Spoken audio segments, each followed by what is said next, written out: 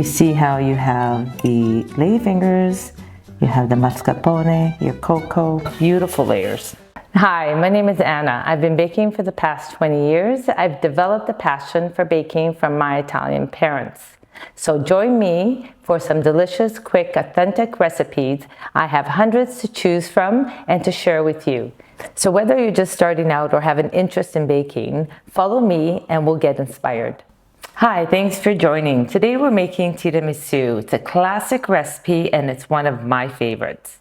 So for this recipe, you will need ladyfingers, whipping cream, mascarpone, cocoa, sugar, stabilizer, rum, and of course your espresso. I'll have the full recipe at the end. Okay, so we're going to start by whipping a whipping cream with sugar and your stabilizer.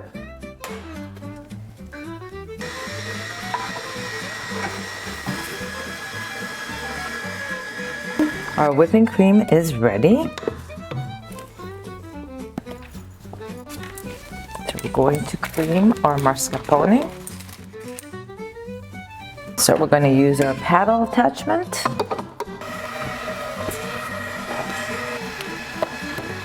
Our mascarpone is ready.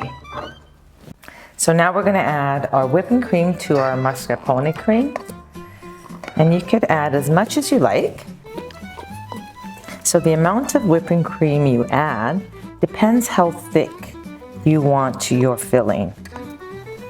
So if you're looking for a lighter, more airy filling, you add more whipping cream. So we're gonna just go halfway. So for this tiramisu, I don't use eggs. I just like the one without, and it just makes it nice and smooth and fluffy. Look at that. Okay, so we're gonna start by filling our piping bag. Fold over the bag so you keep it nice and clean.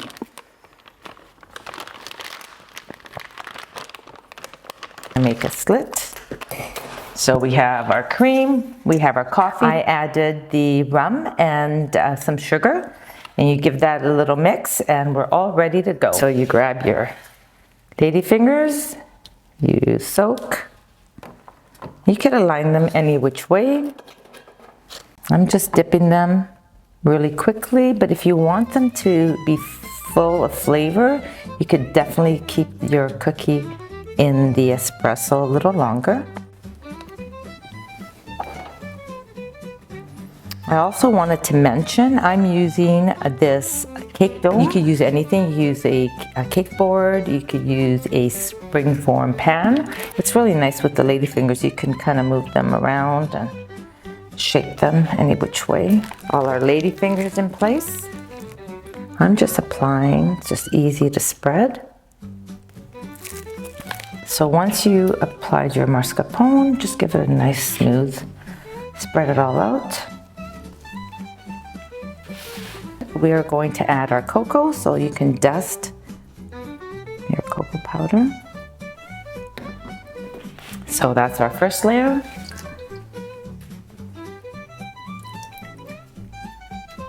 Also with the tiramisu, you could make it just with the ladyfingers, and you can decorate it with whipping cream around it, or you could just leave it with the mascarpone on top. So you can do whatever you want. We have it all, and this is the time that you want to center any of your fingers if they're not placed where you want them to be. There we go.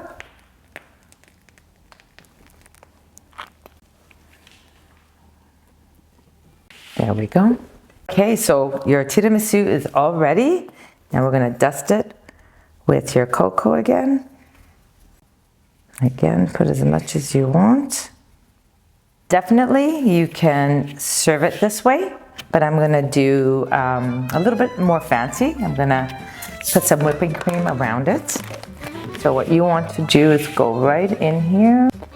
This is just going to add to your tiramisu. Sneak in here. Okay, so that's the bottom. And then you're going to go all around.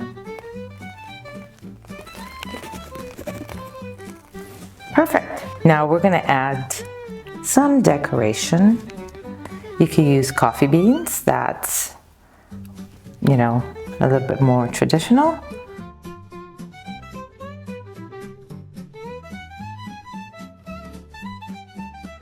So we're going to finish off our tiramisu with coffee beans.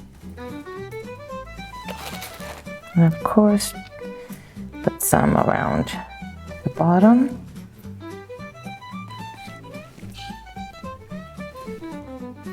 So you can also put some chocolate shavings. There we go, your tiramisu is all ready. I've chosen to use this dome. This way it's easy to bring to your family and friends and share with them. So all you do is you place your dome on top, lock it in place.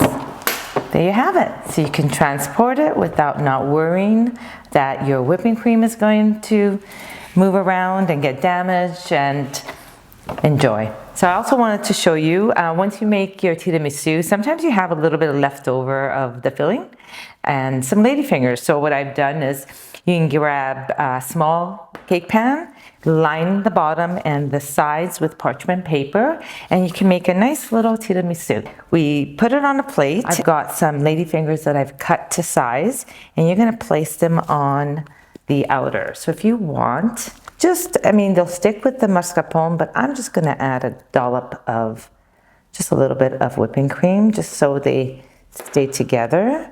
So when you're making your tiramisu, you have a little bit left over, and you could make one for your friends. Okay, so we've placed the ladyfingers all around. Beautiful. So once that is all, your tiramisu is all ready, you're going to sprinkle with your cocoa. I like using quite a bit of cocoa. Just put a few pieces of coffee beans. You can use any pan that you want, you feel comfortable with, but you definitely use a springform pan, a dome, and I use a regular cake pan. I line the bottom, I line the sides. This way it's easy to release. But if you're gonna have a dinner party that you're just going to serve, you may want to do it in a casserole. I do a 9 by 13. You can go larger, and this way you just slice them and it's contained there. You could put a lid on it, keep it in the fridge. So there's many ways and many ideas that you could make a tiramisu. Okay, so now we're gonna try the tiramisu. You see how you have the ladyfingers, you have the mascarpone, your cocoa, beautiful layers. Let's give this a try.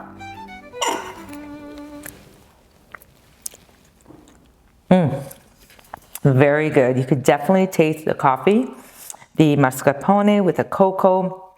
Beautifully balanced. I also wanted to point out, if your tiramisu sits in the fridge, all the flavors are going to combine and just soak all the flavors through. So make it ahead for a couple of days and it's going to taste even better. So if you enjoyed this recipe, like and subscribe. Your support is encouraging.